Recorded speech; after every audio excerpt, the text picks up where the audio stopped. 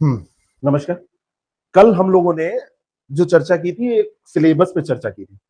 आप नहीं थी, यूट्यूब पे मैंने वो क्लास डाली थी, देख लिया। केवल सिलेबस पे चर्चा की थी। आज हम लोग पहला प्रश्न शुरू करेंगे। पहला प्रश्न कौन सा? गद्यांश का शीर्षक नहीं, गद्यांश पहला प्रश्न है और उसका पहला पार्ट है गद्यांश का शीर्षक, सारांश, और दूसरा पार्ट हो गया, और तीसरा है रेखांकित अंशों की व्याख्या। बहुत ही सरल लगता है ये, इससे सरल आपको कोई प्रश्न लगेगा ही नहीं, क्योंकि इसमें ना इतिहास पढ़ना है ना भूगोल पढ़ना है। बचपन में आप एक पढ़ते थे अनसीन पैसेज, अपठित गद्यांश, ये वही है। मेरे ख्याल से थर्ड स्टैंडर्ड से शुरू हो जाता है ये, और ये यूपीएससी तक जाता है। यूपीएससी में भी पूछा जाता है। जो हिंदी साहित्य वाले लोग होते हैं, आपका हिंदी साहित्य रहा है, तो उसमें भी पूछा जाता है। उसमें बस अपठित ना करके पठित पूछ लिया जाता है। क्वेश्चन तो बड़ा सरल लगता है। लगता ये है कि एक हमको क्वेश्चन दिया जाएगा, और इस क्वेश्चन, ये 2021 का पेपर है आपका, इसी को मैं भी सॉल्व कराऊंगा। ये क्वेश्चन दे दिया जाएगा, सारी चीजें इसमें लिखी रहेंगी, और इन्हीं को उठा के हमको जो क्वेश्चन पूछा जाएगा लिख देना है। बात भी बिल्कुल सरल है। लेकिन आप सोचो कि आप बनने जा रहे हो ऑफिसर, और ऑफिसर बनने के क्रम में ये इतना सरल प्रश्न क्या आपसे पूछा जाना चाहिए? अनसीन पैसेज से पढ़ के 21 नंबर आपको दिया जाना चाहिए? नहीं दिया जाना चाहिए। क्यों? क्योंकि इतना सरल ये है नहीं। कल बात हमने की थी कि इसमें मैक्सिमम मार्क्स कितने मिलते हैं। तो जब हमने चर्चा की तो इनका कहना था, देश का, कि ये कह रहे थे कि शीर्षक में क्यों मार्क्स कट जाएंगे। मैंने कहा कट जाएंगे भाई, शीर्षक कई प्रकार की दिए जा सकते हैं। जैसे यही पैरा अपूर्वा पढ़ेंगी दूसरा देंगे, नीरज पढ़ेंगे दूसरा आंसर देंगे, सारे लोग अलग अलग देंगे। आप लोग भी हमारे साथ कनेक्ट रहिए, मैसेज करते रहिए। कोई दिक्कत हो आप बोल भी सकते हैं मुझसे। आपके बगल में एक बटन है, उसको ऑन करेंगे, आवाज मेरे तक आ जाएगी, और मेरी आवाज तो आप तक पहुंच ही रही है। बिल्कुल ये मत सोचिएगा कि आप लोग हमसे दूर हैं, बिल्कुल सामने बैठे हैं आप लोग। तो इसमें हमको करना ये पड़ेगा कि कुछ एक्स्ट्रा अलग से काम करना पड़ेगा, तब हमको पूरे मार्क्स मिलेंगे। शीर्षक हो, चाहे वो सारांश हो, और चाहे रेखांकित अंशों की व्याख्या हो। ये क्वेश्चन आपके सामने है, नियर अबाउट 250 शब्दों का। मैं इसमें काउंट कर ले रहा हूँ, 1 2 3, चलो 4 हिंदी में ही गिनते हैं, इतने बड़े अंग्रेज हम लोग नहीं है। 1 2 3 4 5 6 7 8 9 10 11 12 13 14 15 16 17 18 20 मान ले तो 1 2 3 4 5 6 7 8 9 10 11 12 13 14 15, यानी कि लगभग 250 350 शब्दों का ये आपको दिया जाता है। ऐसे ही रहता है, कभी 125 हो जाएगा, कभी 300 भी हो सकता है, इतना ही रहता है। अब जैसे इसको जब आपके सामने रखा जाता है, आप विचार करिए कि ये बड़ा भी दिया जा सकता था, लेकिन बड़ा नहीं दिया जाता है। 500 शब्दों का कभी नहीं दिया जाएगा, क्योंकि 500 शब्दों का दे दिया जाएगा तो आपको पढ़ने में ज्यादा टाइम लगेगा, उसका सारांश निकालने में ज्यादा टाइम लगेगा, शीर्षक बनाने में और ज्यादा टाइम लगेगा। तो हमेशा कोशिश की जाती है कि इसको 250-300 शब्दों में आपको दिया जाए। 21 नंबर है। पेपर कितने का होता है? 100 मार्क्स का। टाइम कितना होता है 100 मार्क्स के लिए? वेरी गुड, 2.5 घंटे। ठीक है, 3 घंटे नहीं होता है, 2.5 घंटे होता है, यानी 150 मिनट। यानी कि 1 मार्क्स पे आपको कितने मिनट मिल रहे हैं? अरे 1.5 मिनट, और क्या, 1.5 ही मिनट तो मिल रहे हैं। इतना इसमें सोचना क्या। यानी कि 21 मार्क्स पे कितने मिनट हो गए? लगभग आधे घंटे, 32-33 मिनट हो गए। तो आधे घंटे में ये पूरा कंप्रेहेंशन आपको करना है। ऐसे ही टाइम डिवाइड करना है आपको। अब आप कहेंगे नहीं आधे घंटे नहीं, इसमें थोड़ा ज्यादा लगेगा, तो ठीक है। जो वोकैब है उसमें 2 नंबर पे 3 मिनट हुआ, वोकैब में 3 मिनट आपको नहीं लगेगा, वहां टाइम बचेगा ना। लेकिन मुहावरे में ज्यादा लग जाएगा। मुहावरे में आप 2 मिनट में लिख नहीं पाएंगे एक मुहावरा। बात मेरी समझ में आ रही है? तो वो ले दे के यही एवरेज रहेगा, उसमें आपको फिक्र करने की जरूरत नहीं है। अब इस पैराग्राफ को सबसे पहले आपको लोग कहते हैं कि रीड करना चाहिए 3 बार। यही कहते हैं ना? यही कहते हैं। मैं कहता हूं 3 बार नहीं, पहले आपको रीड करना है 1 बार। लेकिन यहां पर आप 3 बार भी कर सकते हैं, क्योंकि यहां क्वेश्चन पता है आपको। यहाँ पे यही क्वेश्चंस आपसे बार बार बार बार पूछे जाएंगे, इसमें चेंजेस नहीं होने हैं। गद्यावतरण का शीर्षक, गद्यावतरण का सारांश, और गद्यावतरण के रेखांकित अंशों की व्याख्या। 3 व्याख्याएं करनी है, इसमें टाइम खूब लगता है क्योंकि इसमें चीजें होती। तो यहाँ पर आप 3 बार पढ़ सकते हो, लेकिन मैं मान के चलता हूँ कि पहले एक बार आप बहुत ही ध्यान से पढ़ लो, क्योंकि पहले से जब मैं कह दूंगा 3 बार पढ़ना है तो पहली बार ऐसे पढ़ लोगे, फिर दूसरी बार कहोगे हम सीरियसली पहली बार बहुत अच्छे से पढ़ लो। दूसरी बार पढ़ने के दौरान आप दिमाग में रखो कि आपको इसका शीर्षक देना है। पहली बार में शीर्षक उसे ध्यान में मत रखना, क्योंकि पहली बार में भी अगर आप शीर्षक देना और रेखांकित अंशों की व्याख्या करना और सारांश का ध्यान रखेंगे ना, तो आप सही से पढ़ेंगे नहीं। जैसे मूवी आपने इधर कोई देखी है, सैयारा भी नहीं देखी, तो यानी आप एक अच्छी स्टूडेंट हैं, ये सिद्ध हो गया। आपने कोई देखी? झूठ मत बोलना। तो शोले, स्टोलन, तो उसमें कितने कैरेक्टर थे मुख्य मुख्य, मतलब main character of the movie? 3 थे। नाम बताइए तीनों का। एक्टर का पता है तीनों का? हाँ बताइए। हम्म। डायरेक्टर कौन है? नहीं बात। चलो अभी तुष्मा बताएगी। कोई मूवी इधर देखी साल 2 साल में? कब देखी? हाँ, कौन है उसमें? एनिमेटेड मूवी है तो कोई बात ही नहीं, बिना एनिमेशन वाला कुछ बताओ। आप लोग भी बताइए। मेरे कहने का केवल एक मतलब है, जैसे मैंने एक इधर मूवी देखी धड़क 2, मेरी ट्रेन लेट थी, शाम को थी, मैं दिल्ली में था। अब दिन में मैं करता क्या, वो गेस्ट हाउस जहाँ था वो बहुत दूर था, उसको छोड़ चुका था। तो सबने कहा चलो मूवी देखते हैं। धड़क 2, धड़क 2 वो ऐसी कोई मूवी नहीं है, लव ट्रायंगल है, मतलब ट्रायंगल नहीं है, लव स्टोरी है, और लेकिन वो बनी है आरक्षण के मुद्दे पे। धड़क 2 मूवी, कभी धड़क 2 देखने जाना तो ये मत सोच के जाना कि इसमें बहुत वैसा कुछ होगा, आरक्षण के मुद्दे पे बनी है। और प्रयास ठीक किया गया है, बहुत अच्छा नहीं ना, एंड बहुत अच्छा मुझे नहीं लगा। अब मुझे उस मूवी का सिलेबस में थी नहीं, तो मुझे सब याद है, जैसे एक्टर भी पता है, एक्ट्रेस भी पता है। और अगर सेंट्रल आइडिया लिखने दे दिया जाए तो मैं इतना बढ़िया लिखूंगा उसका। देखो कितना बढ़िया बता रहा हूँ कि लव ट्रैंग वो नहीं, मतलब लव स्टोरी देखने मत जाना ऐसे ऐसे, क्योंकि मेरे दिमाग में प्रेशर नहीं था। और वही मूवी अगर मुझे कहा जाता है कि आरओ में पूछी जाएगी और आपको इसको पढ़ाना है, तब मैं जब जाता तो एक प्रेशर लेके जाता। पहली रीडिंग में प्रेशर नहीं होना चाहिए। कहने का मतलब केवल मेरे ये है, इतनी देर से यही मैं जानने की कोशिश कर रहा था, यही बताने की कोशिश कर रहा था। पहली रीडिंग को आप बिल्कुल ऐसे पढ़िए जैसे आप कुछ पढ़ रहे हैं, ऐसे ही कुछ मिल गया है, आपने नमकीन खरीदी थी जैसे बचपन में खरीदते थे, तो जिसमें बांध दिए थे तो पढ़ते जरूर थे उसको, ये आदत थी ना। पता नहीं क्या पढ़ते थे उसमें, है ना। और उसमें वो साप्ताहिक वाला वो जो निकलता था वही, तो उसमें कभी कभी मिल जाती थी, अरे जूही चावला के बारे में निकला है, उसी में मजा आ जाता था। खैर वो जमाना अलग था, अब के बच्चे नहीं पढ़ते हैं। अब के बच्चे कहाँ पढ़ते हैं, पढ़ना तो खत्म ही हो गया। तो बिना प्रेशर के पहली बार पढ़िए। बिना प्रेशर के पढ़ने से ये होगा कि आपको पैराग्राफ समझ में आ जाएगा, मतलब एक समझ में आने का मतलब एक आउटलुक उसका क्लियर हो जाएगी कहना क्या चाहता है। दूसरी बार पढ़ना है तो पहले क्वेश्चन के हिसाब से पढ़ना है, तीसरी बार पढ़ना है तो इसके हिसाब से पढ़ना है, और एक बार और आपको पढ़ना पड़ेगा, और इसमें एक बार नहीं, लगभग मान के चलो कि इसको सरसरी तौर पे 3 बार पढ़ना पड़ेगा। तो 4-5 बार तो वैसे ही पढ़ना होगा, यानी एक बार फ्री पढ़ना है, बिना किसी क्राइटेरिया, बिना किसी दबाव, बिना किसी जजमेंट के कि हम करने क्या जा रहे हैं। दूसरी बार इसके लिए, तीसरी बार इसके लिए, और चौथी बार जितनी बार इसके लिए पढ़ना पड़े इसके लिए पढ़ेंगे। ठीक है। अभी कुछ आपको समझ में नहीं आया, इससे कैसे पता चलेगा शीर्षक कैसे निकाले।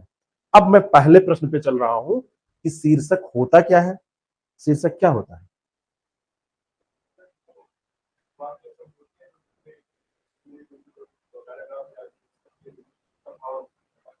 आप लोग बताइए शीर्षक क्या होता है। अंकित, अंकित, ये नाम कब से बदल दिया? प्रीलिम्स का फॉर्म किससे भरे थे? नीरज नाम से। दिवाकर, अंकित, आप लोग बताइए। हाँ आप बताओ नीरज। हाँ, हाँ, आप बताओ। अभी आ जाएगा। हेडिंग, शीर्षक मतलब हेडिंग। किसी गद्य के भाव को कम से कम शब्दों में, 1 से 2 शब्द में, कोई जरूरी नहीं 1 से 2 शब्द, वो तो मैंने कहा है कि 1 से 2 शब्द में हो तो बड़ा अच्छा है। जैसे गोदान, वहां नहीं लिखा है कि गोबर और होरी की जीवन गाथा, नहीं लिखा, गोदान लिख दिया। क्या होता है? जिस्ट।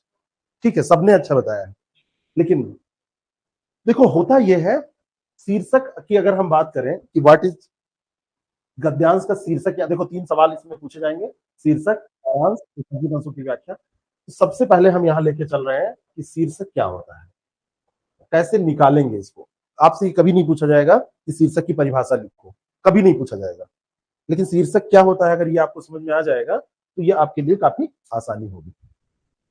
देखो शीर्षक जब भी आपको निकालना हो तो सबसे पहला वही काम है कि आपको गद्यांश को सही से पढ़ना है। पढ़ने का मतलब क्या है, क्यों पढ़ने के लिए कहा जा रहा है? इसलिए कहा जाता है कि पूरा गद्यांश जब आप पढ़ेंगे तो आपका शीर्षक जो आप देंगे वो पूरे गद्यांश को रिप्रेजेंट करेगा। शीर्षक में वो कंटेंट होता है जिससे फोकस करके पैराग्राफ लिखा गया हो, है ना, जिसके बारे में मेनली बात की जा रही हो। बहुत अच्छी हिंदी। शीर्षक वो कंटेंट होता है जिसमें फोकस करके पैराग्राफ लिखा गया हो, जिसके बारे में मेनली बात की जा रही हो। ठीक है, भाव समझो। तो इन्होंने बात बहुत अच्छी कही है, लेकिन इन शब्दों में बात नहीं होगी। कुछ लोग क्या करते हैं, जैसे ये पैराग्राफ लोगों ने देखा कि शिक्षा का अर्थ जीना सीखने की कला, हम जीते हैं समाज में, अतः शिक्षा का मूल स्रोत समाज। इस प्रकार शिक्षा और समाज का परस्पर घनिष्ठ संबंध है। शिक्षा व शिक्षण संस्थाओं समाज में विशेष महत्वपूर्ण स्थान, ये सारी चीजें पढ़े। बस इसके बाद कहे पढ़ने की जरूरत नहीं है। क्या कहा जा रहा है? शिक्षा के ऊपर बात की गई है, तो क्या शिक्षा और समाज दे दिया शीर्षक। आपने क्या दिया? अगर इतना ही पढ़ा तो आपने क्या दिया? आपने क्या दिया? आपने क्या दिया? शिक्षा और समाज। शिक्षा का समाज में महत्व। आप लोग दीजिए, अंकित, दिवाकर, आप लोग बताइए। इतनी हेडिंग आई ना, इतने शीर्षक आए ना, सब सही है, लेकिन सबसे सही कौन है उस पर 3 नंबर मिलेंगे, उससे कम सही पे 2 नंबर मिलेंगे, 2.5 नंबर मिलेंगे, 2 नंबर मिलेंगे, 1 नंबर भी मिलेगा, आधा भी मिल सकता है, मिल सकते हैं, लेकिन जरूरी नहीं है कि आपको मिले ही। कोई जरूरी नहीं कि मैं शीर्षक दूं तो मुझे भी मिले, क्योंकि हो सकता है कि हमने आपने जो दिया है वो अप टू मार्क ना हो सकता है वो एग्जामिनर को अच्छा ना लगे, लेकिन हमको मैक्सिमम 2-2.5 नंबर लेके चलना है कि हमको यहां से प्राप्त करने हैं। अगर इतना ही पढ़ा तो आप यही कहेंगे, लेकिन नीचे पढ़ेंगे तो इसमें नैतिक शिक्षा की बात हुई है। शिक्षा अलग चीज है। शिक्षा तो ज्योग्राफी की भी बात होती है, हिस्ट्री की भी बात होती है, हायर एजुकेशन की बात होती है, प्राइमरी एजुकेशन की बात होती है, माध्यमिक स्तर की स्कूली शिक्षा की बात होती है, लेकिन इसमें जो बात हुई है वो नैतिक शिक्षा की बात हुई है। तो सबसे पहली जो जरूरी चीज है कि गद्यांश को पूरा पढ़ें। अगर सतही तौर पर आपने पढ़ के दे दिया उत्तर, तो आप एक हाई स्कूल में लिखते थे सेंट्रल आइडिया। सेंट्रल आइडिया का मतलब है कि पूरी रचना का केंद्रीय बिंदु शीर्षक वही होता है। शीर्षक वही होता है। तो आप पूरे गद्यांश को एक बार पढ़ेंगे जरूर, शीर्षक देते समय फिर से एक बार जरूर पढ़ेंगे। एक एक नंबर अगर आपने खींचा नहीं, ऐसे एक एक अपनी तरफ आकर्षित नहीं किया, तो आप मेरिट में पीछे रह जाएंगे। और कभी भी सेलेक्ट होने का लक्ष्य रख के मत जाइए, टॉप करने का लक्ष्य रख के जाइए। आपका टारगेट 285 290 नंबर होना चाहिए, ये नहीं होना चाहिए किसी तरीके 267 आ जाए हम सेलेक्ट हो जाए। बात समझ में आ रही है? तो टॉप करने का अगर सोचना है तो आपको सेंट्रल आइडिया निकालने के लिए पूरा पैराग्राफ पढ़ना पड़ेगा, आपको सारांश लिखने के लिए पूरा पैराग्राफ पढ़ना पड़ेगा, आपको रेखांकित अंशों की व्याख्या करने के लिए पूरा पैराग्राफ पढ़ना पड़ेगा। मैं अभी आपको दिखा रहा हूं कि रेखांकित अंशों की व्याख्या बिना पैराग्राफ पढ़े मैं कर दूंगा। पैराग्राफ से कोई मतलब नहीं, खाली रेखांकित अंशों की व्याख्या अलग मैं निकाल के भी दिखा रहा हूं आपको, और आपको पढ़ने की जरूरत नहीं, इतने योग्य आप है, ऐसे कर देंगे। लेकिन वो हो सकता है सही हो जाए, लेकिन हो सकता है वो सही ना हो। तो सबसे पहले क्या करेंगे, शुरुआती पंक्ति देखकर उत्तर नहीं देंगे, सबसे पहले आप पूरे पैराग्राफ को पढ़ेंगे और उसका सेंट्रल आइडिया, मुख्य विचार पहचानेंगे, यानी मुख्य रूप से गद्यांश के अंतर्गत क्या बात की गई है, ठीक है, उसको देखेंगे। कई बार उदाहरण दिए रहते हैं, फलाने ने ये कहा, एक केस स्टडी दी होती है, तो केस स्टडी का शीर्षक नहीं होता है। केस स्टडी क्यों दी है? समझाने के लिए। केस स्टडी क्यों दी है? कि आप उस बात को समझ जाएं, तो उस केस स्टडी को दरकिनार कर देंगे, सेंट्रल आइडिया पे विचार करेंगे, सेंट्रल आइडिया क्या कह रहा है उसको देख के आप शीर्षक देंगे।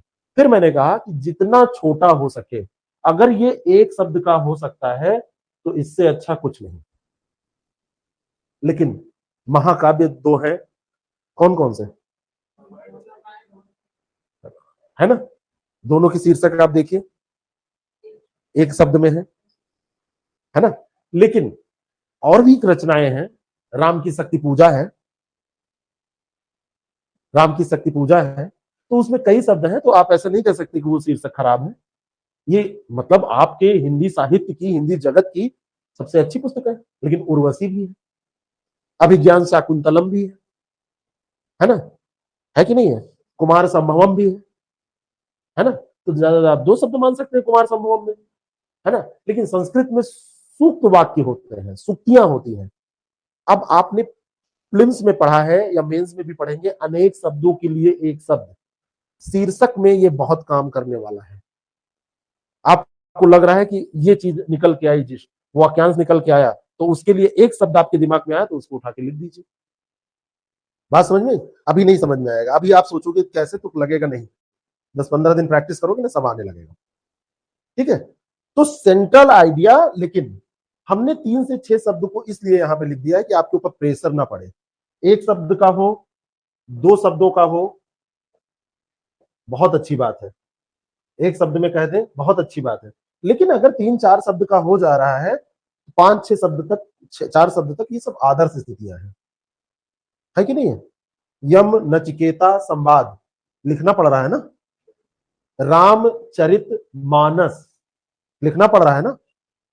अब ऐसे अब खाली तुलसीदास जी कहते चरित, मानस, राम, तो राम तो बहुत व्यापक है, लेकिन राम के चरित्र को बताने वाला एक ग्रंथ है जिसको कहा गया, उनके पूरे चरित्र को बताया गया। अब उसमें भी पूरा नहीं बताया गया, बहुत सारे पहलू छूट गए होंगे। बात समझ में आ रही है? तो अगर वो ग्रंथ है और उनका शीर्षक 3-4 शब्दों का है, 2 शब्दों का है, 1 शब्दों का है, तो आपके पास सारे उदाहरण है। कहने का मतलब यह है कि अगर 1 शब्द का बन रहा है तो ठीक है, नहीं बन रहा है तो 2-4 शब्दों का भी आप बना सकते हैं। 3-4 शब्दों का आदर्श है, 6 तक मत ले जाइएगा। लिख इसलिए दिया है कि कभी मजबूरी आ जाएगी, बनाना ही पड़ेगा। जैसे अभी ये पैराग्राफ है, अभी जब हम इसमें बनाने की कोशिश करेंगे तो 2 शब्दों में नहीं बनेगा, 4 शब्द खर्च करने पड़ेंगे, 5 शब्द खर्च करने पड़ेंगे, क्योंकि शिक्षा कहोगे तो शिक्षा क्या, प्राइमरी एजुकेशन, हायर एजुकेशन, विश्वविद्यालय की बात कर रहे हो, या किताबी की बात कर रहे हो, या वोकल की बात कर रहे हो, औपचारिक की बात कर रहे हो कि अनौपचारिक की बात कर रहे हो, है ना, शिक्षा की प्रगति की बात कर रहे हो कि अवनति की बात कर रहे हो। तो हमको शिक्षा पे, शिक्षा में आगे लिखा है नैतिक शिक्षा, मॉरल एजुकेशन। अब नैतिक शिक्षा में भी क्या, नैतिक शिक्षा की कमियां बता रहे हो या उसकी आवश्यकता बता रहे हो, उसका महत्व बता रहे हो क्या, तो पूरा पैराग्राफ पढ़ेंगे आप। बात समझ में आ रही है? तब सेंट्रल आइडिया निकल कर आएगा, फिर उसको 2-4 शब्दों में बांधेंगे। कोशिश करिए कि थोड़ा सा रोचक हो, अच्छा लगे, है ना, अच्छा लगे, रोचकता। अब इसका मतलब ये नहीं कि उसमें मिर्च मसाला लगाना है, बढ़ा देना है, या कोई फनी टाइप का शब्द आपने लिख के बड़ा रोचक बना दिया कि पढ़ेगा मजा आ जाएगा, हंसने लगेगा, बस कहेगा लो 3 नंबर। ऐसा कुछ नहीं होने वाला। रोचक लेकिन विषयानुकूल होना चाहिए। ये सब मैं आपको दे दूंगा, ऐसे ही नोट्स यही डिक्टो ऐसे दे दूंगा, जिससे कि आप रिवीजन कर सके। लेकिन थोड़ा बहुत अगर हाथ की एक्सरसाइज आप करते रहेंगे, जैसे आप जब जिम उम जाते रहते हैं तो शरीर स्वस्थ रहता है, तो आगे आप समझ ही गए। तो थोड़ा थोड़ा कष्ट उंगलियों को देते रहे आप लोग, हल्का फुल्का, ठीक है। तो रोचक तो होना चाहिए, लेकिन विषयानुकूल होना चाहिए। जैसे बहुत सारे लोग होते हैं तफरी में कुछ भी बोल जाते हैं, है ना। आप जैसे वो पढ़ा रहे हो, सर आपने तो दंगा काट दिया, अरे मैं दंगा थोड़ी ना काट रहा था, है ना, है ना। एक बार मैं पहले मूछ नहीं रखता था, मैं दाढ़ी मूछ दोनों रखता था। तो मैं जब मैंने पहली बार मूछ रखी तो एक लड़की, मतलब स्टूडेंट थी, ऑनलाइन ही उस समय चलता था, तो उसने कहा सर जहर लग रहे हैं, और मेरे लिए ये पहला अनुभव था। उसने ऑनलाइन कमेंट कर दिया कि सर आप जहर लग रहे हैं। तो हमने कहा नहीं है, मतलब जहर, मैं ऐसा तो कुछ करके नहीं, थोड़ी देर तो मुझे अटपटा लगा। फिर एक दूसरे ने व्याख्या की उसकी। तो ऐसा नहीं यहाँ कर देना है कि कुछ जहर पैराग्राफ था, बिल्कुल मजा आ गया, ये आपकी रीजनिंग, हाँ, विषय अनुकूल नहीं था। अब जहर लगने को तारीफ ही कर रही थी। एक स्टूडेंट ने कहा कि आप वो कुछ एक दिन कहा, याद ही नहीं आ रहा है शब्द क्या था, और कर देते हैं सब, अरे सब एक से एक है, कर देते हैं। और मुझे बड़ा बुरा लग गया। बाद में जब उसका मतलब मैंने समझा तो मुझे बड़ा अच्छा लगा कि मैं तो बड़ा दबदबा कायम रखने वाला इंसान हूँ, है ना।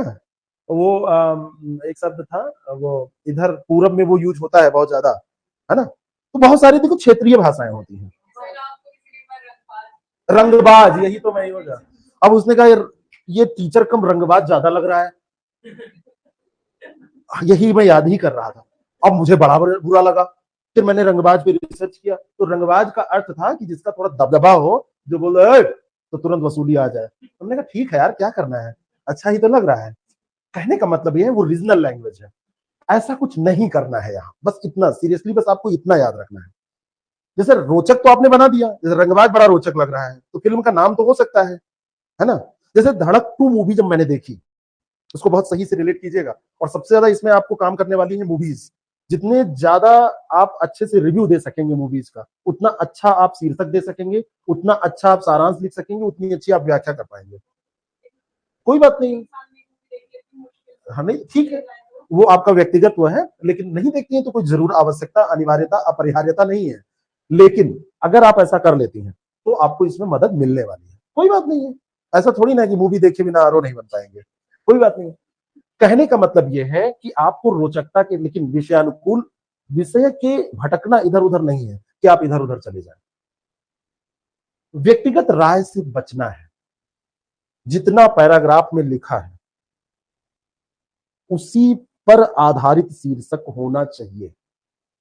इसी में उदाहरण मैं दे रहा हूं कि नैतिक शिक्षा पे है, तो नैतिक शिक्षा में जब तक महात्मा गांधी का नाम नहीं आता है तब तक बात नहीं बनती है। बुद्ध का नाम नहीं आता है, बात नहीं बनती है, क्योंकि हम बचपन से यही पढ़ते चले आए हैं कि नैतिक शिक्षा मतलब कुछ भारी भरकम नाम और उनके बारे में कुछ पढ़ना और उनके कर्तव्य, उनकी क्रियाओं को, उनके कर्मों को अपने जीवन में ग्रहण करना और उनका पालन करना। अगर पैराग्राफ में ये सब नाम नहीं दिए हैं तो शीर्षक में तो आप तो लिखेंगे नहीं। हो सकता है कि इसमें टॉलस्टॉय का विचार दिया हो और आपने टॉलस्टॉय के बारे में पढ़ा हो और आपको डिट्टू याद आ गया कि ये पैराग्राफ टॉलस्टॉय की जीवनी से लिया गया है।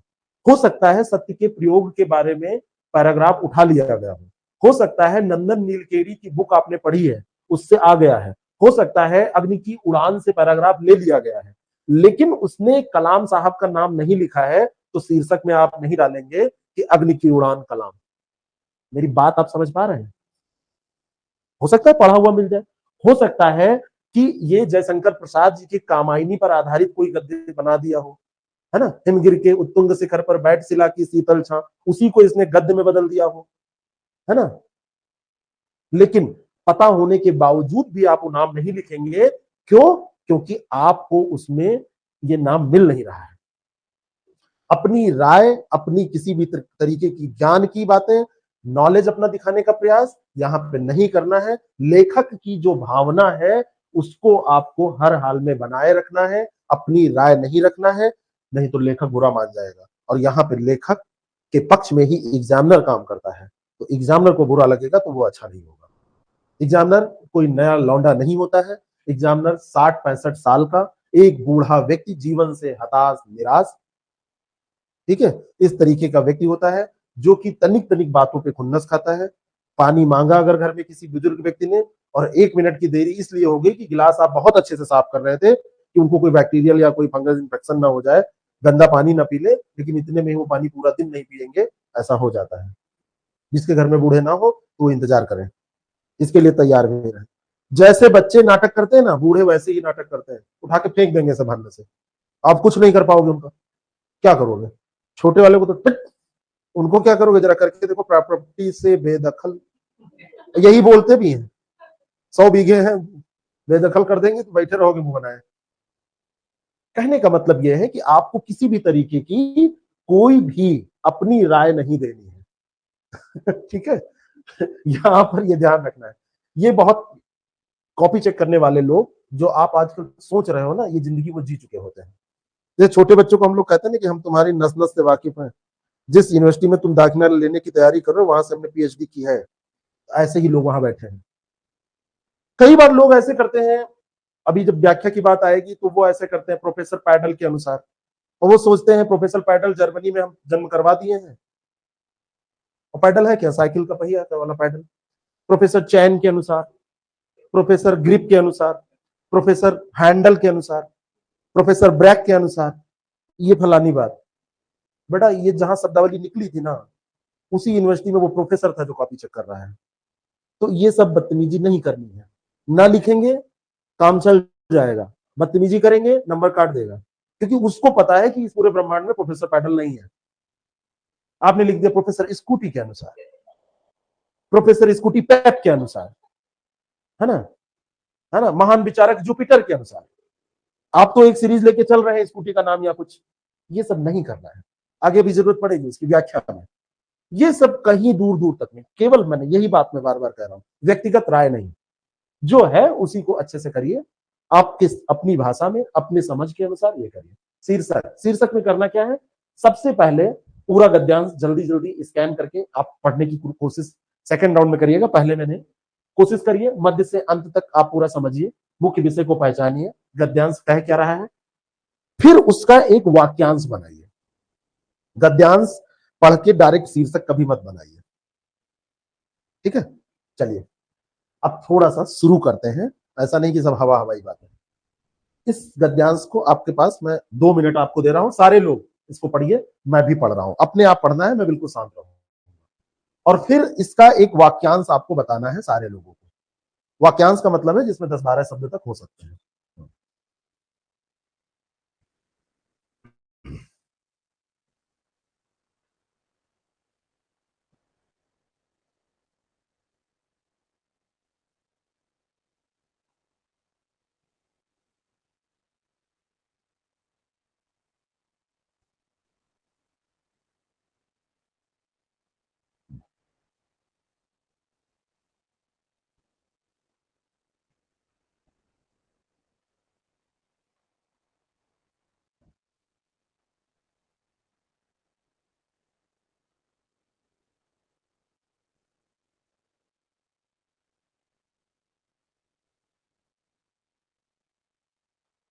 दो मिनट हो चुका, कोई बात नहीं, पढ़ लीजिए।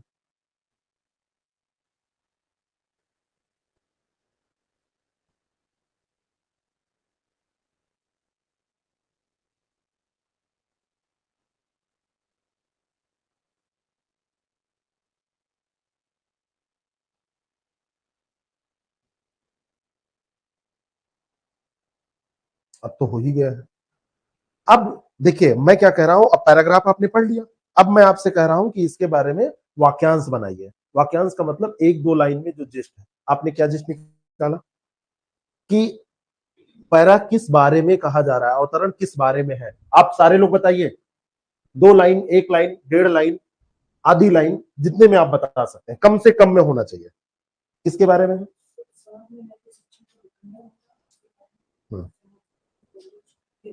वेरी गुड, आप बताएं। बहुत बढ़िया, समाज के भौतिक, आध्यात्मिक एवं सर्वांगीण विकास में नैतिक शिक्षा का महत्व। बहुत अच्छा। शिक्षा मात्र शिक्षा शिक्षा का अर्थ जीवन जीने की कला है, जिसमें नैतिक मूल्यों का होना अत्यंत आवश्यक है, जो व्यक्ति के ज्यादा हो रहा है, इसको थोड़ा और कम शब्दों में करना था। है पूरा बहुत अच्छा जिस्ट, बहुत अच्छा। शिक्षा की समाज में नैतिक सार्थकता, बहुत बढ़िया, इन्होंने और ज्यादा शॉर्ट कर दिया है अंकित ने, ठीक है। अब आपने क्या किया, इसका एक भाव निकाल लिया, यही सेंट्रल आइडिया था ना, ये सेंट्रल आइडिया था ना। अब इसी को जैसे वन वर्ड सब्स्टिट्यूशन में अनेक शब्दों के एक शब्द को क्या करते हैं, एक शब्द में कर देते हैं। अनेक शब्द होते हैं, वाक्यांश होता है, उसका एक शब्द कर देते हैं। अब ये काम आप करिए, जैसे आप लोगों ने जो काम किया बहुत अच्छा किया है, सारे लोगों ने बहुत अच्छा किया है। अब इसको सारे लोगों का अगर मिलाया जाए, कोई एक लोग बोलो जो सबका सुने हो, सारे लोगों का एक लाइन बोलो, कोई भी जो कर सकता है वो बोले, कि जिसमें सारे 5 लोगों की बात आ गई हो, इनकी भी आ गई हो, अंकित की, शिक्षा की समाज में नैतिक सार्थकता। कौन सा एक सेंटेंस होगा जिसमें ये सारी बातें आ गई, आप बताओ। हाँ बताइए। हम्म,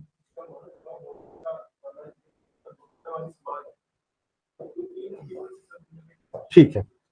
नैतिक शिक्षा एक कीवर्ड निकल के आया, दूसरा भौतिकतावादी समाज निकल कर आया। तीसरा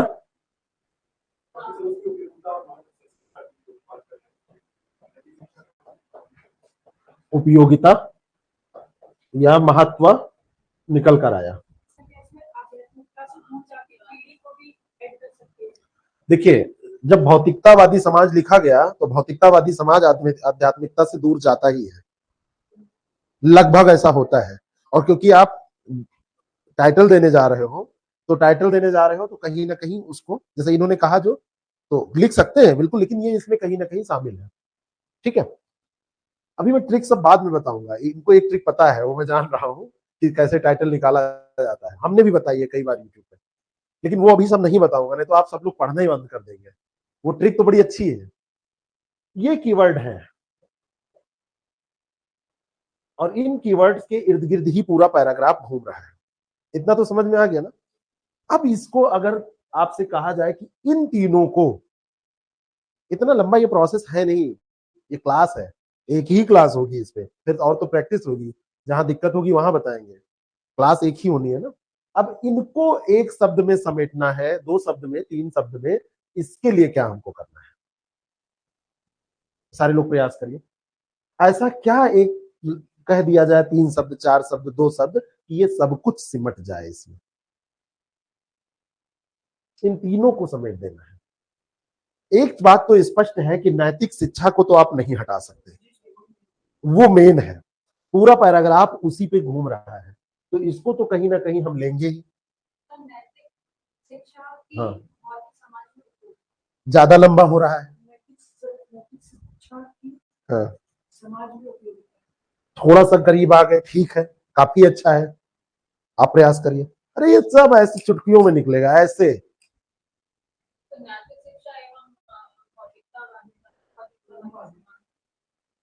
ठीक है, बहुत बड़ा नहीं है, हमारे पास कुछ औजार होते हैं।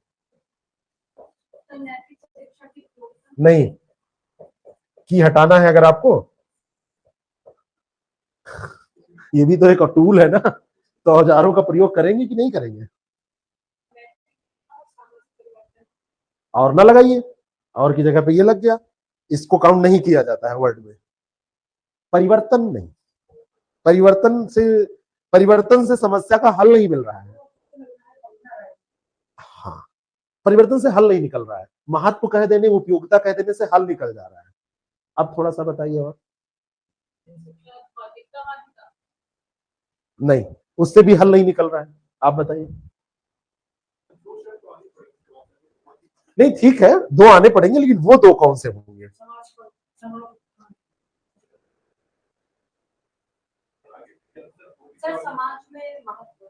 नैतिक शिक्षा तो का भी लगा सकते हैं, नहीं तो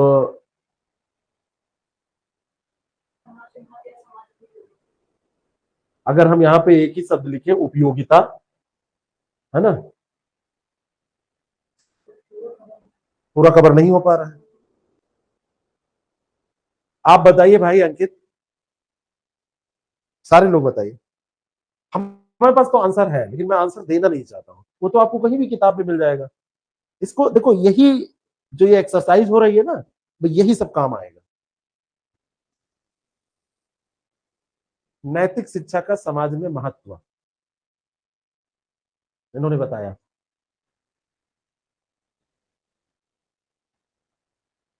ठीक है, अब मान लो नहीं हो पा रहा है, तो एक बार पैराग्राफ पे इसी दौरान आपको नजर फिर डालना है।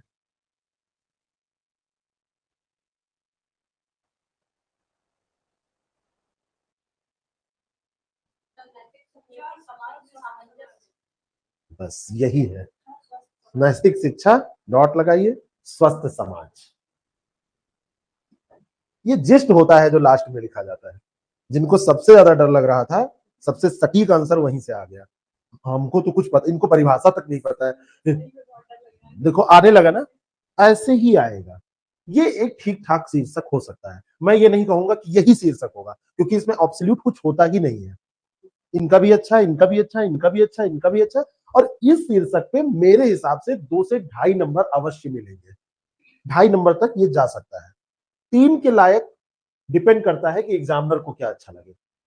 तो नैतिक शिक्षा, और यहां पर इसको हटाएं और लिख दें स्वस्थ समाज, तो मैं मानता हूं कि ये ठीक ठाक एक शीर्षक है। और शीर्षक को हमेशा डबल इन्वर्टेड कॉमा में लिखेंगे। नोट करिए इसको, ये स्लाइड में लिखा नहीं है। इसको क्या करेंगे, हमेशा डबल इन्वर्टेड कॉमा में लिखेंगे, है ना। हाँ, हमेशा डबल इन्वर्टेड कॉमा में लिखेंगे। बाकी जो बातें बता रहे हैं वो आपके जहन में होनी चाहिए। ये एक रूल है। निकला, निकला कि नहीं निकला, ये काम आपको 3 मिनट में करना है, 3 से 4 मिनट में, और बहुत आसानी से हो जाएगा। यानी कि ये रूल याद रखना है कि आपको गद्यांश पहले पढ़ना है सही से, फिर जल्दी जल्दी स्कैन करके उसको, ये पहली बार जो पढ़ चुके हैं उसको छोड़ के एक बार तो वैसे पढ़ना है, अब ये टाइटल निकालते समय जो करना है, फिर जल्दी जल्दी स्कैन करके पढ़ना है क्योंकि ये दोबारा पढ़ रहे हो।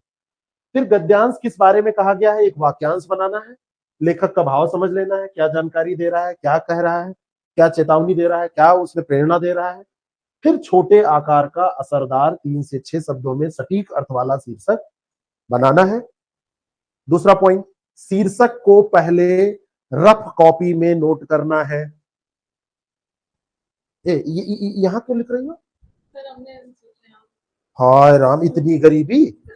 हाँ, रफ पीछे एक पेज रहता है, पीछे रफ पेज रहता है, पीछे पीछे का जो सबसे लास्ट पेज होता है ना, उसमें शीर्षक को पहले रफ पेज में फाइनल कर लेना है ना, अंतिम रूप दे देना है, उसके बाद में उसको यहां पर लिखना है।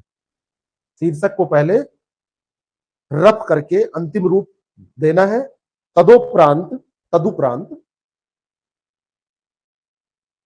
यथास्थान लिखना है, तदुपरांत यथास्थान लिखना है। शीर्षक जितना छोटा और असरदार हो सके उतना उचित है। शीर्षक जितना छोटा और असरदार हो सके उतना उचित है, परंतु मुख्य उद्देश्य केंद्रीय भाव को प्रकट करना होना चाहिए। मतलब इस चक्कर में छोटा नहीं कर देंगे कि हमने तो छोटा कर दिया और उसमें भाव ही नहीं स्पष्ट हो रहा है, तो हमने खाली लिख दिया नैतिक शिक्षा। अब नैतिक शिक्षा भी बहुत बड़ी चीज है, तुम क्या कहना क्या चाहते हो भाई। तो नैतिक शिक्षा से कैसे स्वस्थ समाज विकसित होता है, उचित है, परंतु मूल भाव, क्या बोला था मैंने, मुख्य उद्देश्य मूल भाव प्रकट, ये केंद्रीय भाव प्रकट होना करना होना चाहिए। ठीक है, जब शीर्षक दे दीजिए उसके बाद भी सरसरी तौर पर एक बार पैराग्राफ को सरसरी तौर पर, आधे मिनट लगेगा, सरसरी तौर पर पढ़ लीजिए, है ना, जिससे कि ऐसा तो कहीं नहीं लग रहा है कि शीर्षक गड़बड़ा। भाई 3 नंबर का सवाल है। और सुनो, आपको सेलेक्ट होने के बाद में अच्छी रैंक रहती है तो प्रमोशन पहले मिलता है, पीछे की रैंक वालों का 2-2 3-3 साल लेट हो जाता है। अब 2013 के बैच के जो शुरुआती रैंक वाले लोग थे वो सब सेक्शन ऑफिसर बन गए 2 साल पहले, और कुछ लोग अभी बन रहे हैं, तो 2 साल बाद, 2 साल की मौज खत्म। ठीक है, तो रैंक इसलिए भी जरूरी है।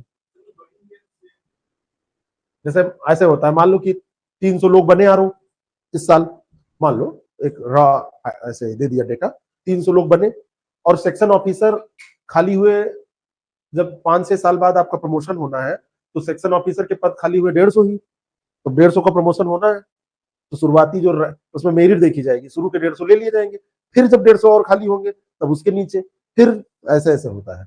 तो मेरिट का हमेशा उपयोग रहता है, मेरिट केवल सिलेक्शन होने के लिए नहीं है, जो टॉपर रहेगा हमेशा वो आगे ही रहेगा, हमेशा वो प्रमोशन में भी आगे ही रहेगा, तो ये भी ध्यान रखना है। लगा दो जान, बिल्कुल बिल्कुल सचिवालय हिला देना है इस बार, बहुत मजबूत बिल्डिंग है, मतलब सिलेबस। ठीक है, तो ये आपका शीर्षक वाला काम हो गया।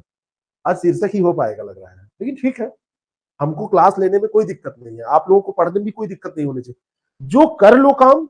अगर एक क्लास में हम 3 नंबर पुख्ता कर ले रहे हैं तो ये कम थोड़ी ना है, 100 नंबर में 33 क्लास ही तो होगी, बात समझ रहे हो आप। लेकिन 33 लेनी नहीं पड़ेगी क्योंकि उसमें बहुत सारे काम आपको ही करने हैं, वो कैब वाले और ये सारे। अब देखो, अब मैं आपको गद्यांश दे रहा हूं और सबका शीर्षक आपसे पूछ रहा हूं, बिल्कुल आपको सबको बस ऐसे बताते चले जाना है। कोई एक गद्यांश दिया हुआ था और गद्यांश में बात की गई थी, बड़ा सा गद्यांश था 250-300 शब्दों का, और उसका मैंने जिस्ट दे दिया है यहाँ पे, क्या जो आपसे निकलवाया था अभी, और इसका शीर्षक आपको बताना है। ऐसे कहा जा रहा है कि गद्यांश में जलवायु परिवर्तन के कारण बढ़ते समुद्री स्तर, तटीय, क्या यहाँ पे वो आ गया, तटीय, छोटा करने से नहीं होगा, ऊपर ये गलत वो लग गया है, क्या होगा, क्या हो सकता है, ये भी सोचो आप लोग। हाँ, तटीय क्षेत्रों के खतरे, यही ठीक है। गद्यांश में मतलब एक गद्यांश दिया था जिसका हमने वन वर्ड सब्स्टिट्यूशन के लिए मतलब वाक्यांश निकाला है। तटीय क्षेत्रों के खतरे और विश्व स्तर पर उठाए जा रहे कदमों की चर्चा है। तो इसका शीर्षक आप क्या देंगे, मतलब पैराग्राफ कोई रहा होगा, उसका हमने जिस्ट ये निकाला जो आप लोगों ने अभी निकाला था। दूसरा है, गद्यांश में मोबाइल और इंटरनेट के अत्यधिक उपयोग से होने वाले मानसिक और शारीरिक प्रभाव बताए गए हैं। एक गद्यांश कोई रहा होगा जिसमें जिस्ट ये निकाला। तीसरा है कि गद्यांश में भारतीय स्वतंत्रता संग्राम में महिलाओं के योगदान और उनके साहसिक कार्यों का वर्णन है। चौथा है कि गद्यांश में किसान बारिश पर निर्भरता और सिंचाई तकनीकों के विकास की कहानी है, यानी किसान और किसान की ये सारी चीजें। अगला है कि गद्यांश में जल संरक्षण के पारंपरिक तरीकों और उनकी आज की प्रासंगिकता बताई गई है कि वर्तमान में कैसे वो प्रासंगिक है, आज की जगह यहाँ पे वर्तमान होना चाहिए, वर्तमान प्रासंगिकता बताई गई है। इनका शीर्षक आपको देना है। पहले का शीर्षक क्या होगा, जलवायु परिवर्तन कौन वैश्विक खतरे। आप बताइए नीतीश।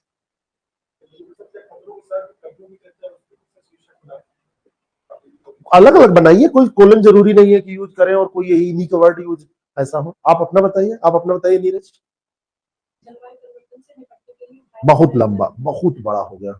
हाँ, जलवायु परिवर्तन से निपटने के लिए उठाए गए कदम, 10-11 शब्द हो गए। 6 से तो ऊपर जाना ही नहीं है, 5 आदर्श मान लो, 6 से तो ऊपर कदापि जाना ही नहीं है किसी भी दशा में। इनका अच्छा है शीर्षक, काफी अच्छा है। आप बताओ। Very good. समाधान कहाँ, विश्व स्तर पर उठाए जा रहे कदम, कदम कोई समाधान हो ही नहीं जाते हैं, आपने अपना जोड़ दिया, गड़बड़ा गया ना। कदम उठाया गया है, समाधान कहाँ अभी सुनिश्चित है, अभी पढ़ना शुरू किया गया है, सिलेक्शन कहाँ सुनिश्चित है अभी, ये कदम है सिलेक्शन के लिए, वो तो बाद में होगा, अपना आपने जोड़ दिया। आप बताओ भाई, दिवाकर, अंकित और भी लोग हैं। क्लास का टाइम जो है 9 बजे ही रहेगा, अब आप लोग 9 बजे ही हाजिर होंगे। श्रवण, शालिनी, बताइए आपने क्या बताया था। हम्म खतरे, बहुत बढ़िया। लेकिन थोड़ी सी कमी इसमें रह जा रही है, कदम उठाए जा रहे हैं वो आपने नहीं उसमें जोड़ा है, इन्होंने जोड़ा तो इनका बहुत लंबा हो गया। अब तो सीमा बताएगी। श्रवण, बताइए श्रवण, टाइप कर दीजिए,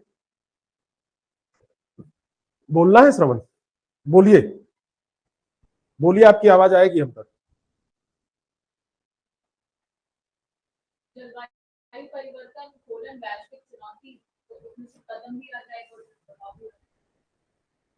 ज्यादा रिफाइन हो गया, बढ़िया है, इनका वाला बढ़िया रिफाइन हो गया।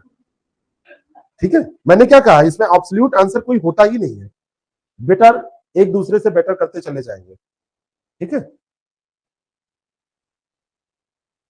जलवायु समस्या और उठाए गए कदम, जलवायु कॉलन समस्या और उठाए गए कदम, तो उठाए गए कदम लिखने की क्या जरूरत है, ये समस्या है, जलवायु समस्या नहीं है, जलवायु परिवर्तन फिर कोलन, जलवायु नहीं। काफी ठीक है, काफी ठीक है, नजदीक पहुंच गए, बस ऐसे ही। दूसरे का होमवर्क भी देंगे, अभी चिंता ना करिए, 5 होमवर्क के लिए भी लाए हैं। अगले का, अब फटाफट थोड़ा स्पीड तेज करिए। शारीरिक प्रभाव बताए जा रहे हैं, शारीरिक और मानसिक लिखे हुए हैं, तो इसको आप कैसे दुष्प्रभाव में ही कर लेंगे, क्योंकि प्रभाव शारीरिक और मानसिक सामाजिक नहीं है, तब सामाजिक भी तो है। सामाजिक क्या है, सोशल डिस्टेंसिंग बढ़ रही है ना, बढ़ रही है, कम कहाँ हो रही है।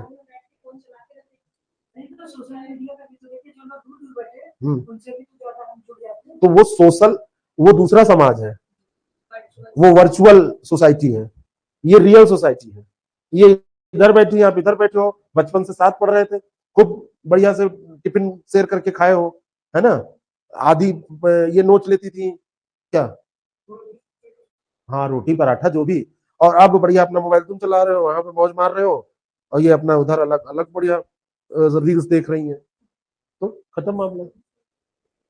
अब तो वो भी होता है ना, गेट टुगेदर होता है, तो उसमें भी लोग मोबाइल ही चलाया करते हैं, फोटो खींच लिए, फिर बाद में देख लेंगे फोटो, मोबाइल चला रहे हैं, कहेंगे और यार कहीं ठीक है, बस बढ़िया, ठीक है, बताओ, इसका दो शीर्षक दो फटाफट, थोड़ा जल्दी जल्दी सारे लोग शीर्षक दो आप लोग।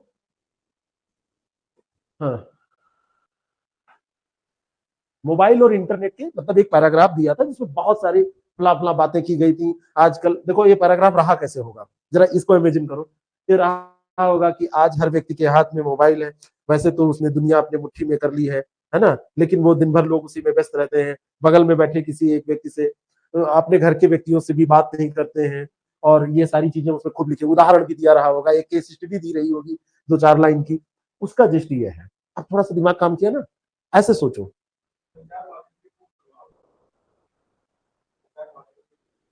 देखो इन्होंने एक बड़ी होशियारी का काम किया है, आप लोग केवल यही अटके हैं, इन्होंने इंटरनेट को संचार माध्यम से जोड़ दिया है ना, इंटरनेट भी यूज कर सकते हो आप सब, है ना, तो मोबाइल और इंटरनेट मानवीय दुष्प्रभाव, काफी अच्छा शीर्षक इन्होंने दिया है दिवाकर ने, अच्छा शीर्षक है, मोबाइल और इंटरनेट कोलन मानवीय दुष्प्रभाव, 5 शब्दों में हो गया। हाँ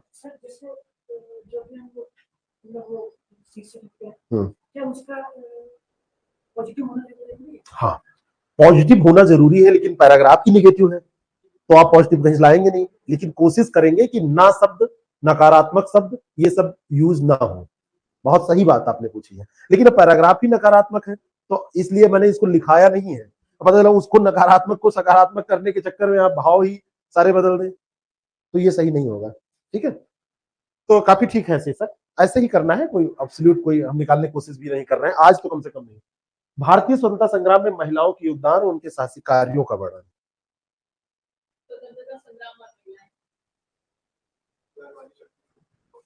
ठीक है, एक ही बात है, काफी ठीक है। जलवायु परिवर्तन एवं निपटने के प्रयास, चुनौतियां कह दीजिए तो वो काफी कुछ उसमें हो जाएगा, श्रवण अच्छा है, ये भी अच्छा है। किसान बारिश पर निर्भरता और सिंचाई तकनीकों के विकास की कहानी, इसमें क्या देंगे, ये 3 कीवर्ड है जो आपने वहां भी छाटे थे, किसान है एक, बारिश पर निर्भरता है एक, और सिंचाई तकनीकें हैं, यहाँ भारतीय स्वतंत्रता संग्राम में महिलाओं का योगदान है, साहसिक कार्य है, ऐसे कीवर्ड है, ठीक है, यहाँ क्या करेंगे,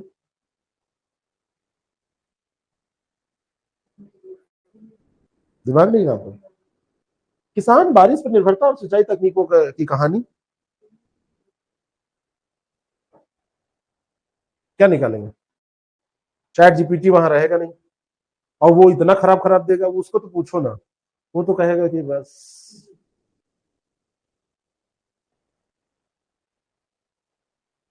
स्वतंत्रता संग्राम महिलाओं की भूमिका, ठीक है,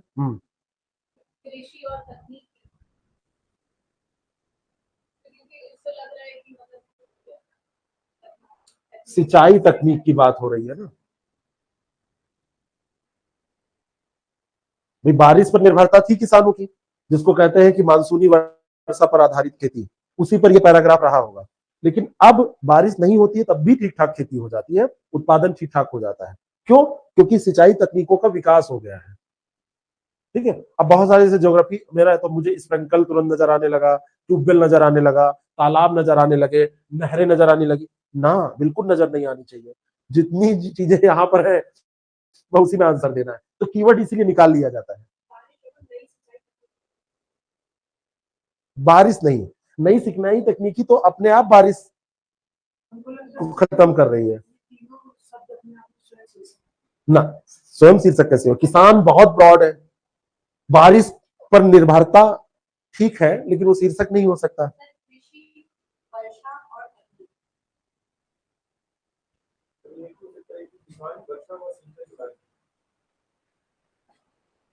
सबसे जो सरल लग रहा था वही सबसे कठिन है ना। कृषि, वर्षा, अब इसको और थोड़ा चेंज करेंगे, ऐसे लिखना कोई जरूरी थोड़ी ना। वर्षा आधारित कृषि और सिंचाई तकनीक। अब वर्षा आधारित कृषि किसके बारे में? किसान के बारे में। भाई कोई रेस्टोरेंट चलाने वाला थोड़ी ना वो कृषि करेगा, है ना। तो वर्षा आधारित कृषि और सिंचाई तकनीक काफी सटीक हो गया ना। कृषि, वर्षा एवं तकनीक, तकनीक में सिंचाई तकनीक की बात हो रही है, तो वर्षा आधारित कृषि एवं तकनीक, सिंचाई तकनीक, है ना। और सुनो, तो सिंचाई तकनीक लिखने की जरूरत नहीं है, यही मैं बोलने जा रहा था। मतलब और समझो कि अगर वर्षा आधारित कृषि, तो अब सिंचाई उसमें इंक्लूड है, तो एवं तकनीक अब कर सकते हैं, क्योंकि आगे वर्षा की बात हमने किया है, तो उसी की तकनीक की बात तो कर रहे हैं, तो ये सबसे रिफाइन हो गया, है ना। एक और करते हैं, फिर होमवर्क देंगे। एक होमवर्क आपको दे देंगे एक एक पेज का, उसको कल लिख के लाइएगा। गद्यांश में जल संरक्षण के पारंपरिक तरीकों और उनकी आज की प्रासंगिकता बताई गई। तो जल संरक्षण, पारंपरिक तरीके और आज की प्रासंगिकता। ठीक है, और थोड़ा सा रिफाइन आप लोग बताइए कितने नंबर का।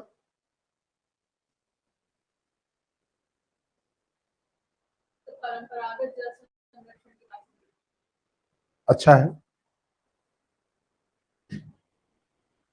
अच्छा है, काफी अच्छा है।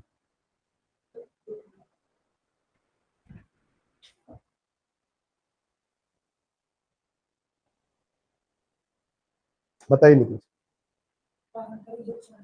हाँ, तो इसमें छोटा क्या किया हो? खाली है हटा दिए और गद्यांश में हटा दिया। छोटा छोटा होगा, इन्होंने किया तो छोटा।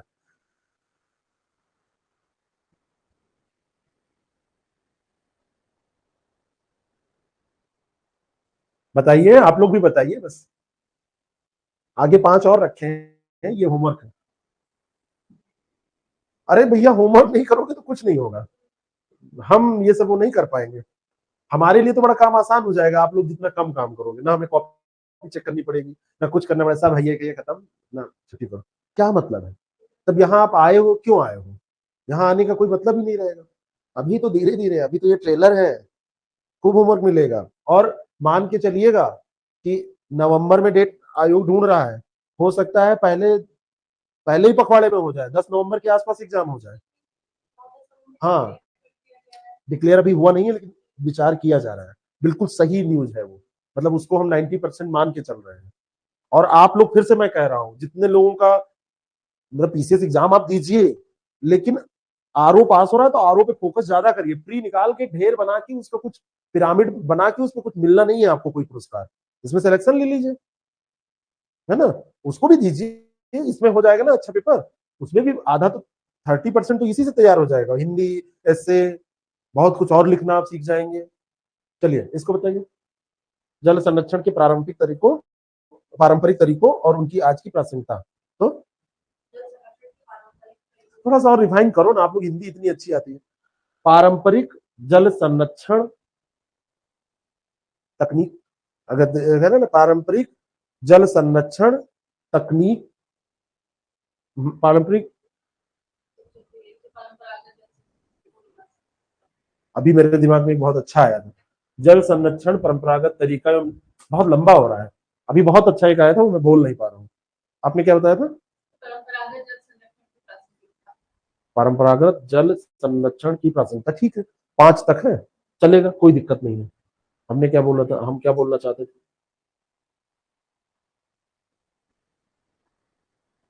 ठीक है, यही ठीक है। उसमें भी 5 ही शब्द हो रहे हैं, तो उसमें क्या दिक्कत है? एक लाइन और नोट करिए, शीर्षक,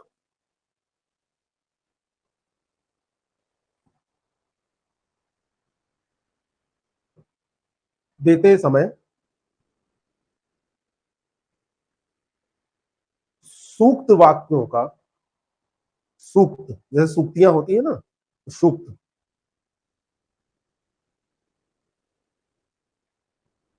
प्रयोग करने का प्रयास करना चाहिए।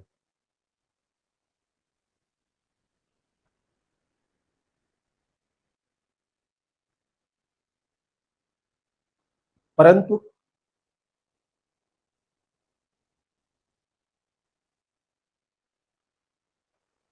अनायास क्लिष्ट शब्दों का प्रयोग, अनायास क्लिष्ट शब्दों का प्रयोग करने से बचना चाहिए।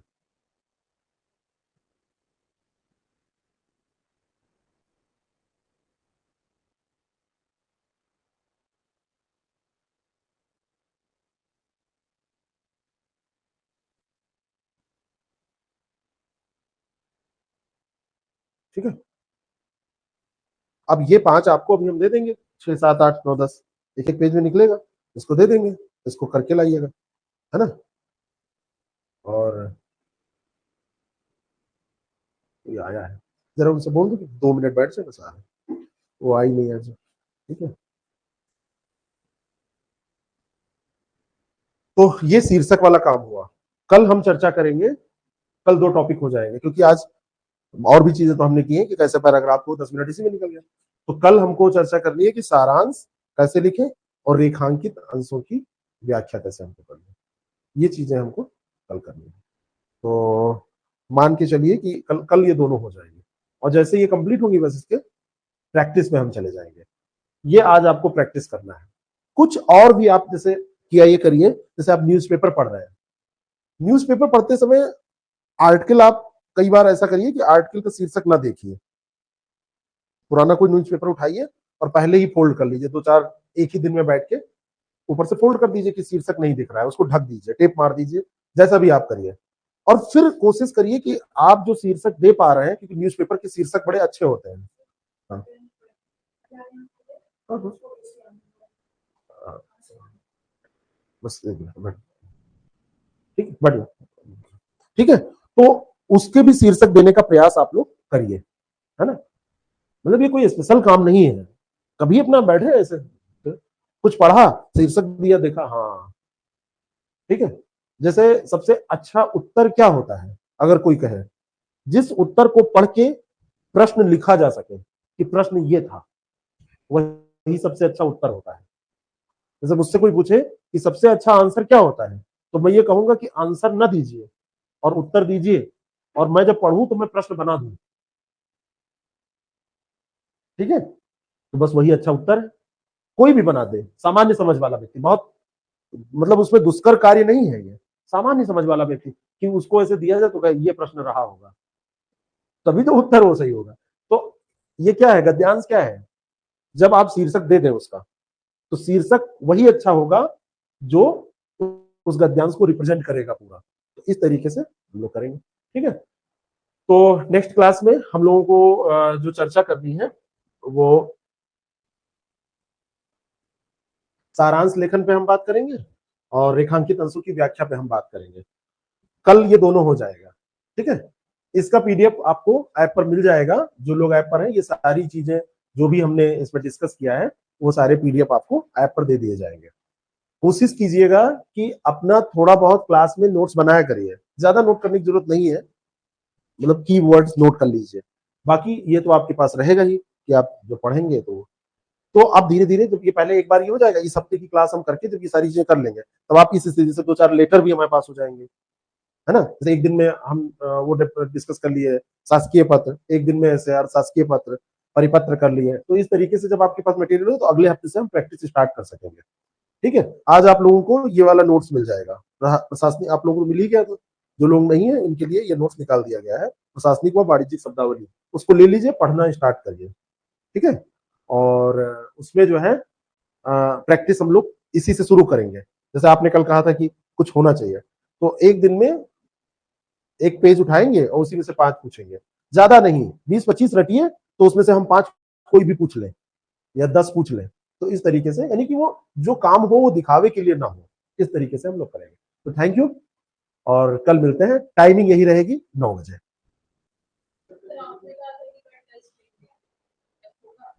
कल तो टेस्ट होगा ही। हाँ तो ऑनलाइन, हाँ एक चीज और सुनिए, कल वो टेस्ट होगा ऑब्जेक्टिव वाला। उसमें ऑब्जेक्टिव टेस्ट में देखिए, सुनिए, जो हमारा ऑब्जेक्टिव टेस्ट होगा, आप लोगों को इसी पे मिल जाएगा, ऐप पर एक पेज अभी मिलेगा ये होमवर्क का। जो ऑब्जेक्टिव टेस्ट होगा, ऑब्जेक्टिव टेस्ट साथ साथ में लेके चलना है, हर वेंसडे को होगा, है ना? यही तो है, एवरी वेंसडे है। तो एवरी वेंसडे है, इसका प्रारूप क्या होगा? जीएस और हिंदी। जीएस के 120 क्वेश्चन इसमें रहेंगे और हिंदी के 30 क्वेश्चन रहेंगे। पूरा जो पेपर होगा वो 120 और 60, 180 नंबर का होगा। ठीक है, हालांकि ऐप पर हमको क्योंकि एक ही वो लेके चलना पड़ेगा, तो एक ही नंबर का हम वहां रखेंगे, मजबूरी है, क्योंकि अलग अलग ले नहीं रहे। लेकिन आप लोग जब कैलकुलेट करेंगे, ऑफलाइन वाले लोग, तो इसको 2 नंबर का करेंगे और इसको तो टेस्ट आप इसके बाद दे दीजिएगा, क्लास के बाद, क्या दिक्कत है? कोई दिक्कत नहीं है। जैसे क्लास 9 से 10 रहेगी, 10 बजे के बाद टेस्ट दे दीजिएगा, वो तैयार रहेगा। 5 मिनट ब्रेक लेके आप लोग बैठ जाइएगा, टेस्ट दे दीजिएगा।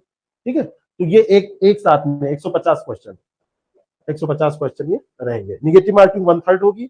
यहां निगेटिव करोगे तो 0.66 मार्क्स कटेंगे, नंबर मिलेंगे तो कटेंगे भी तो। और यहां गलत तो कैलकुलेशन अलग अलग करना पड़ेगा इसका। ऐप पर तो मजबूरी है, जो हम करेंगे तो पूरे पेपर के साथ एक ही बर्ताव, नहीं तो हो ही नहीं सकता, उसमें कुछ हो नहीं सकता, ऐसा मैनुअली उसमें कुछ होता नहीं है। पर्यायवाची नहीं होगी, 5 टॉपिक होंगे। विलोम, अनेक शब्दों के लिए एक शब्द, तद्भव तत्सम, विशेष विशेषण, वाक्य वर्तनी शुद्धि, और हर एक टॉपिक से 6 क्वेश्चन, 6 पंचे 30, हर एक टॉपिक से 6 क्वेश्चन, हर क्वेश्चन 2 नंबर का। बात समझ में आई? पर्यायवाची नहीं रहेगी, वो सिलेबस में है नहीं, तो उसको हम नहीं रखेंगे। ठीक है, थैंक यू सो मच।